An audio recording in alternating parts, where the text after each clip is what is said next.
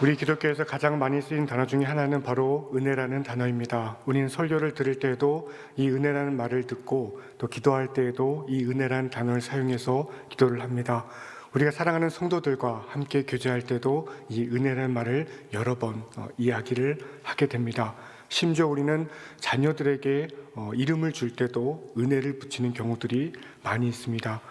오늘 본문을 기록한 사도 바울은 하나님께 굉장히 위대하게 쓰임받은 주님의 일꾼입니다. 이 사도 바울은 우리 기독교 토대를 놓았고 이 기독교의 그 근간을 이루는 모든 그런 사상들을 이 사도 바울이 또 하나님의 은혜로 능력으로 이룩해내었습니다.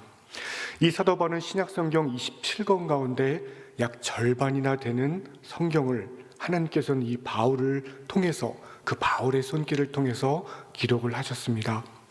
사도 바울은 이 27권의 절반이나 되는 그 성경의 첫 구절에 첫 어두에 늘 표현하는 말이 있습니다. 그것은 바로 은혜라는 단어입니다. 은혜라는 말을 그의 편지의 첫 어절에 늘 앞세우고 있고 늘 앞에 놓고 있습니다. 만약에 주님께 위대하게 쓰임받았던 이 바울이 기록한 성경의 첫 구절에 은혜가 있다면 우리 신앙의 중심에도 은혜가 있어야 됩니다. 우리 신앙의 맨 앞자리에는 바로 이 은혜가 놓여 있어야 된다는 것입니다. 근데 우리는 이 은혜를 이야기할 때 이 개념을 굉장히 잘 이야기해야 됩니다. 오늘날에는 이 은혜라는 말이 너무도 소중하고 너무도 귀하고 우리 기독교 신앙의 핵심 중에 핵심이지만 많은 사람들이 이 은혜를 오용하는 경우들이 있습니다. 이 경우를 값싼 은혜라고도 얘기합니다. 내가 죄져도 괜찮다. 내가 열심히 안 살아도 하나님이 나 복 주실 수 있다. 이것은 하나님이 말씀하시는 은혜가 아닙니다. 우리는 성경이 말씀하시는 이 은혜가 무엇인지를 명확하게 이해하고 그 은혜를 붙들 수 있어야만 합니다. 하나님께서는 이 세상을 움직이시는 법칙들이 있습니다. 그 중에 한 가지 중요한 법칙은 바로 노력이라는 법칙입니다. 심은 대로 거둔다라는 법칙입니다. 디모데후서 2장 6절의 말씀을 보게 되면 수고하는 농부가 곡식을 먼저 받는 것이 마땅하니라라고 되어 있습니다. 우리 하나님께서는 우리 인간들이 열심히 두 손으로 일하고 노력하고 일구어 가지고 열매를 얻는 것을 굉장히 좋아하십니다. 그래서 하나님께서는요, 공부를 열심히 한 학생들에게 좋은 성적을 주기를 원하십니다. 열심히 수고하고 일하는 사람들에게 돈을 벌게 하길 원하십니다. 그래서 보게 되면 우리가 교회 안에 있건 교회 밖에 있건 간에 열심히 공부하면 다 성적이 오르게 돼 있습니다.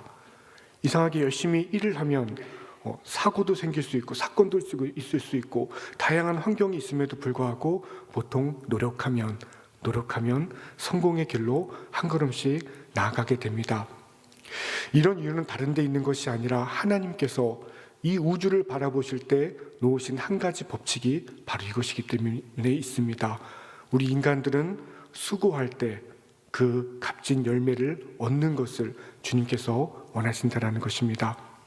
그래서 우리는 매일의 삶 속에서 최선을 다한 삶을 살아야만 합니다. 우리가 주어진 모든 것들에 열심을 내고 정성을 들이는 것을 하나님께서는 기뻐하신다는 것을 우리는 알아야만 합니다. 근데 여기서 그치면 문제가 크게 발생을 하게 됩니다.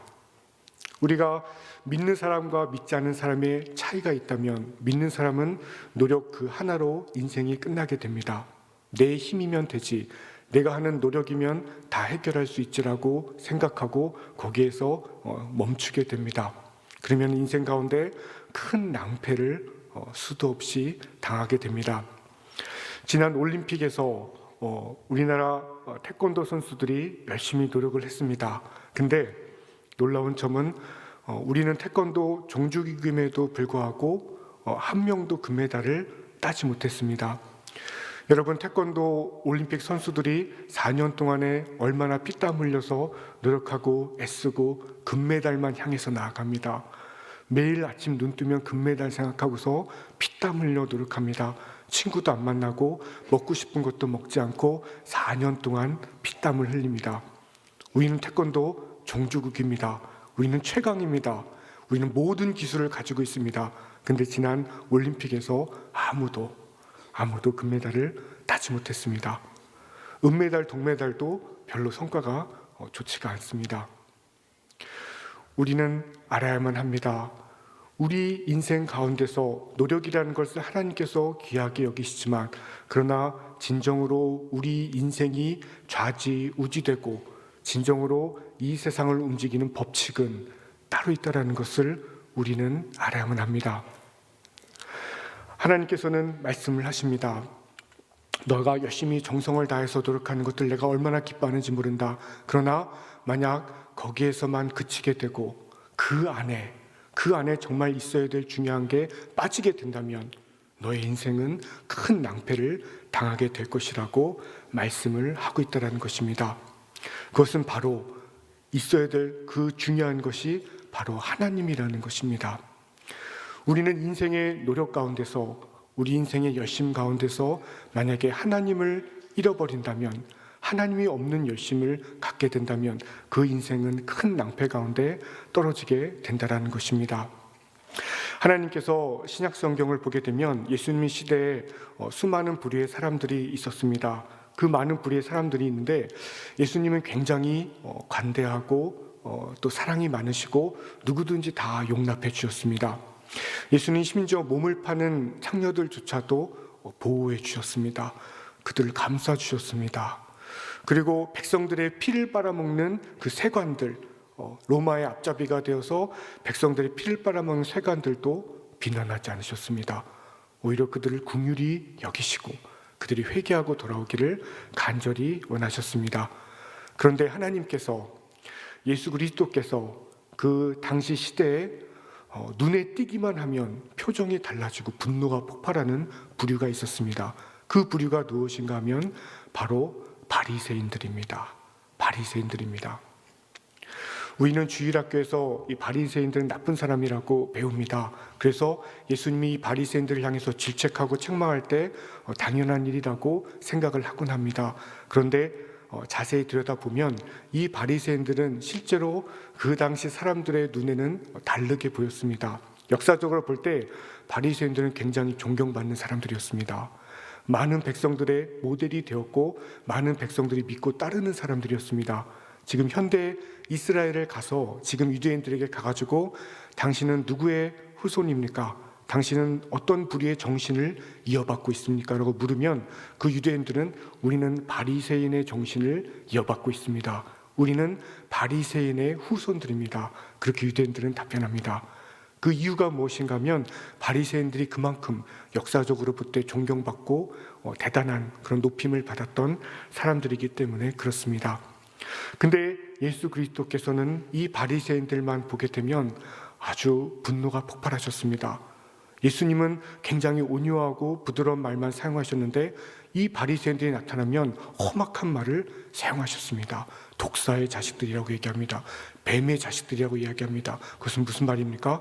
사탄의 자녀들이라는 의미가 됩니다. 회칠한 무덤이라고 이야기하고 있습니다. 그것은 뭡니까? 겉은 번지르한데 속에는 죽음으로 가득해 있다라고 이야기하고 있다는 것입니다. 예수 그리스도께서 이 당대의 경건한 자들이라고 얘기하는 바리새인들을 그토록 책망하고 비판한 이유는 한 가지입니다. 그들은 자신의 노력으로, 자신의 인생으로 내가 하나님께 이룰 수 있다라고 생각한 겁니다. 그들의 삶은 열심과 노력과 최선으로 가득했는데 그들의 삶에는 하나님이 없었습니다. 하나님이 그들의 삶 가운데 없었습니다. 바리새인들은 수백 가지의 규칙을 지킵니다. 예를 들어서 안식일에는 노동을 하지 말아야 되는데 여자들은 안식일에 거울을 볼 수가 없습니다. 왜냐하면 거울을 봤다가 거기에 새치라도 하나 발견하면 새치를 뽑는 노동을 해야 됩니다. 거울을 못 보게 했습니다. 그리고 남자들은 여자를 보면 안 되기 때문에 길을 걸어갈 때 고개를 숙이고 걸어갑니다. 여자를 보지 않겠다는 겁니다. 그런데 문제는 그렇게 수많은 규칙을 하고 있지만 막상 안식일 날에 거울은 보지 않지만 그 바리새인들의 마음에는 그 규칙을 지키고 있지만 실제로 그들의 마음의 중심에는 하나님을 경외하는 마음은 없었다라는 것입니다. 길을 가다가 고개를 숙이고 걸어갔지만 그 바리새인들의 마음에 진정한 순결은 없었습니다. 고개만 숙이고 있을 뿐이지 그 마음은 온갖 더러운 것과 탐욕으로 들끓고 있었다라는 것입니다. 거울만 안 보고 하나님을 경외하지 않았다라는 것입니다. 예수 그리스도께서는 이에 경악하시고 이들을 질책하신 것입니다. 우리가 성경에 보게 되면은 이 바로 바리새인들에 대해서 예수님이 어떤 평가를 내리신지 잘 알 수가 있습니다. 마태복음 23장 3절과 4절 말씀을 보게 되면 예수 그리스도께서는 이렇게 말합니다. 그러므로 무엇이든지 그들이 말하는 바는 행하고 지키되 그들이 하는 행위는 본받지 말라. 그들은 말만 하고 행하지 아니하며 또 무거운 짐을 묶어 사람의 어깨에 지우되 자기는 이것을 한 손가락으로도 움직이려 하지 아니한다라고 말하고 있습니다. 하나님께서는 말씀하십니다. 이들은 말만 하고 행하지 않는 자라고 말합니다. 다시 말해서 겉은 번지르한데 그 진정한 내용이 없다라는 것입니다. 그 마음의 중심이 비어있다라는 것입니다. 하나님을 그 마음으로 경외하고 주님을 진심으로 높이는 것이 신앙인데 이들은 규칙 몇 가지 지키고 그 귀한 신앙을 버렸다라는 것입니다. 그래서 예수 그리스도는 이 바리새인들만 보면 경악하면서 수많은 질책들을 이어가셨습니다. 이 바리새인들은 은혜가 없는 사람의 대표적인 전형입니다. 우리는 이것들을 잘 알아야만 합니다. 스스로 열심을 내고 최선을 다하는 인생이 있을 수 있습니다. 그러나 그 인생 가운데 하나님이 없다면 그것은 바리새인이 되는 길로 갈 수도 있다는 것을 우리는 잘 알아야만 합니다. 개미 한 마리가 기어다니고 있습니다. 우리가 개미라는 것은 부지런한 곤충으로 우리 모두가 알고 있습니다. 그래서 동화로도 나오고 열심히 살기 위해서는 개미를 본받아야 된다고 얘기합니다.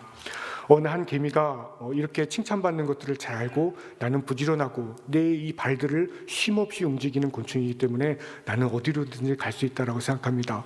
근데 이 개미가 갑자기 그런 생각이 납니다. 나는 이렇게 부지런하고 발도 재빠르게 움직이니까 나는 유럽 여행을 다녀올 거야. 나는 내 발로 유럽을 갔다 올 거라고 생각합니다. 그런데 그렇게 되면 이 개미는 동네를 잠깐 벗어나자마자 죽을 수가 있습니다. 또랑 하나도 제대로 건너지 못하는 게 개미인데 전혀 모르는 환경 가운데 살아남을 수가 없기 때문에 그렇습니다. 그런데 이 개미가 그 머나먼 땅에 갈 수 있는 방법이 한 가지가 있습니다. 그 방법은 무엇인가 하면 자기의 이 발들로 열심히 쉬지 않고 움직이는 것이 아니라 그 머나먼 땅으로 옮겨줄 수 있는 그 개미를 떠서 옮겨줄 수 있는 어떤 분에게 초점을 맞추게 될 때 그분의 마음에 들게 되고 그분의 말에 순종하게 되고 그분을 의지하게 될 때 이 개미는 유럽 땅을 밟을 수 있습니다. 어떤 사람이 이 개미를 잘 포장해서 비행기를 태워서 유럽 땅에 내려드리면 이 개미는 자신의 노력이 아니라 그분의 힘과 능력으로 그 머나먼 땅에 옮겨지게 된다라는 것입니다. 우리가 은혜라는 것은 자신의 노력으로 사는 것이 아닙니다. 또한 은혜라는 것은 아무것도 노력하지 않는 것도 아닙니다. 우리가 진정한 은혜의 의미는 내 재능과 시간과 정성과 노력을 바로 나 자신이 아닌 하나님께 드리는 것이 은혜입니다. 은혜를 쫓아가는 삶은 나 자신에게서 하나님께로 초점을 맞추는 것이 은혜를 따르는 삶인 것입니다. 성경의 역사를 보게 되면 이 은혜를 따른 삶을 통해서 수많은 역사를 일으킨 사람들이 등장을 하게 됩니다. 먼저 우리는 다윗을 볼 수가 있습니다. 많은 사람들은 생각하기를 이 다윗은 이스라엘 역사상 가장 위대한 왕이기에 당연히 재능도 있고 얼굴도 출중하고 다른 사람도 많았을 거라고 생각합니다. 그러나 다윗은 그렇지 않았습니다. 다윗은 목동에 불과했습니다. 그 당시 목동이라고 한다면 좋은 직업이 아닙니다. 평범한 직업이고 오히려 천대받는 직업일 수 있었습니다. 사무엘이 하나님의 부르심을 받아서 왕을 선택할 때에 이세의 아들들이 수없이 지나갔습니다. 이세의 아들들 가운데는 출중한 사람들이 굉장히 많이 있었다고 합니다. 그 장면을 기록한 성경이 사무엘상 16장 7절의 말씀입니다.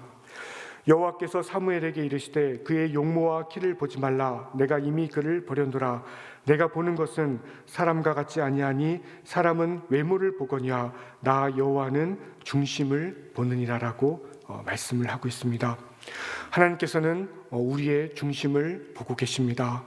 하나님께서는 이 사람이 자신의 인생을 어디에 드리고 있는지 알고 있습니다. 자기의 재능과 능력이 있는데 그것을 자신에게로 향하고 있는지, 그 중심이 하나님께로 향하고 있는지 하나님은 알고 있습니다. 다윗은 비록 외모도 뛰어나지 않고 또 많은 형들에게 때로는 응석바지로 무시될지라도 하나님께서는 그 다윗의 중심을 보셨습니다. 이 다윗의 마음에는 내가 가진 재능과 시간과 에너지와 모든 것들을 하나님께 드리고자 하는 그 헌신과 결단이 그 안에 있었다라는 것입니다. 그래서 하나님께서는 이 다윗을 목동에서 양을 따르는 무리에서 능력 있게 세워주셔서 이스라엘 민족을 이끄는 위대한 지도자로 세워주셨다라는 것입니다. 10여 년 전에 돌아가신 강영우 박사라는 분이 있습니다. 이분은 굉장히 안타까운 인생을 살았는데, 이분은 중학교 때 축구를 하다가 축구공에 얼굴을 맞아서 두 눈이 실명을 하게 됩니다. 근데 설상가상으로 이 사건이 있고 난 뒤에 부모님이 모두 돌아가셨다고 합니다. 이제 누나가 한 명 남았는데 이 누나가 눈먼 동생을 먹여 살리기 위해서 공장에 출근하기 시작합니다. 밤낮 없이 일합니다. 근데 어느 날 이 누나가 과로로 목숨을 잃게 됩니다. 천혜의 고아가 돼서 앞을 볼 수 없는 이 절박한 환경 가운데 강영호 박사는 생각합니다. 내가 가진 능력으로, 내가 가진 상황 가운데서 과연 내가 내 인생을 한 걸음이라도 제대로 걸을 수 있을까? 내 인생을 몇 걸음이라도 나아갈 수 있을까? 차라리 죽는 것이 낫지 않는가? 이때 강영호 박사님은 자신의 시선을 자기 자신에게서 하나님께로 옮기게 됩니다. 그 간증에서 나오는 성경 구절, 고린도후서 12장 9절과 10절이 있습니다. 여기 보게 되면 나에게 이르시기를 내 은혜가 내게 족하도다. 이는 내 능력이 약한 데서 온전하여짐이라 하신지라. 그러므로 도리어 크게 기뻐함으로 나의 여러 약한 것들에 대하여 자랑하리니 이는 그리스도의 능력이 내게 머물게 하려 함이라. 강영우 박사님은 생각을 했습니다. 하나님께서 만약에 내게 주신 약함이, 내 상황 가운데는 이 약함이 하나님께는 강함이 될 수 있다면, 하나님께는 강함이 될 수 있다면 내가 그 하나님을 붙들어 보겠습니다. 내가 가진 것이 아무것도 없고 내 노력이나 재능이 너무도 미천하지만 그 모든 것들을 하나님께 투자하겠습니다. 하나님께 걸겠습니다. 하나님이 가라고 하시면 가고, 멈추라고 하시면 멈추고, 뒤돌아가라고 하면 가겠습니다. 하나님께 다 걸겠습니다. 그리고 내 인생을 뚜벅뚜벅 걸어가겠습니다 라는 결단을 내리게 됩니다. 훗날에 강영호 박사님은 예쁜 색시도 만나게 됩니다. 그리고 그는 열심히 공부했습니다. 그래서 한국 장애인 최초로 미국에서 박사학위를 받고 교수도 됩니다. 그리고 미국 이민 역사상, 이 교수님이 살아계실 때 미국 이민 역사상 가장 높은 공직인 장애인 인권 차관보에 오르게 됩니다. 이 강영호 박사님은 4명의 미국 대통령을 상대하는 사람이 됩니다. 전 세계 26명의 국가 원수들과 교분을 나누는 세계적으로 영향력 있는 인물이 됩니다. 이 강영호 박사님은 자신의 처지에서 한 걸음밖에 나아가지 못하는 그런 인생이었지만 하나님께서 그 인생을 들어서 머나먼 영광의 땅으로 옮겨주게 되신 것입니다. 약 10여 년 전에 마지막 숨을 거두면서 이 강영호 박사님이 집필한 책의 제목은 이렇습니다. 내 눈에는 희망만 보였다. 내 눈에는 희망만 보였다. 우리 인생이 우리 자신의 노력만, 내 능력만 의지하게 된다면 절망만 보이게 되어 있습니다. 실패만 하게 되어 있습니다. 늘 벽에 부딪히게 됩니다. 그러나 우리의 가진 노력과 재능과 시간과 에너지를 하나님께 걸 때 우리의 인생은 희망의 대로, 시온의 대로가 열리게 될 것입니다. 바로 이 하나님을 붙들고 하나님께 인생을 거는 은혜의 삶을 사시는 도림의 성도들 되시기를 진심으로 소망합니다. 기도하겠습니다. 하나님 아버지 감사드립니다. 오늘 말씀을 통해서 우리가 은혜를 따르는 삶에 대해서 배우게 됐습니다. 하나님 아버지, 우리가 우리 자신의 노력을 의지하지 않도록 역사하여 주시옵소서. 우리가 하나님께 인생을 의탁드리고 하나님께 인생을 맡겨드리고 그분께 초점을 맞추어서 그분을 따르는 인생을 살 수 있도록 도와주시옵소서. 그래서 하나님의 은혜로 우리의 인생으로 하여금 용기 있게 힘 있게 가까이 주시오며 머나먼 영광의 땅으로 우리 인생을 들어 올려 주시옵소서. 예수 그리스도 이름으로 기도드리옵나이다. 아멘.